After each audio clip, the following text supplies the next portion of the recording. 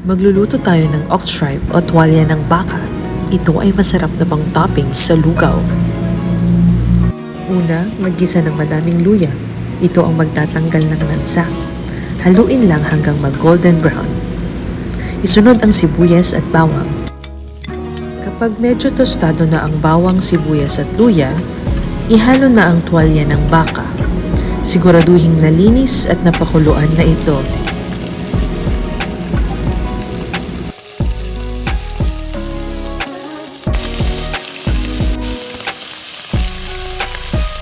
Lagyan ng asin, pwede ring patis. Lagyan din ng paminta.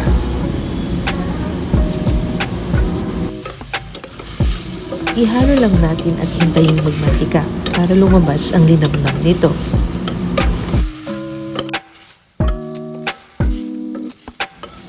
Kapag nagmantika na ito, ilipat sa pressure cooker at palambutin ng 30 to 40 minutes sa mahinang apoy. Kapag lumambot na ito, ayan, pwede nyo nang itopping sa lugaw.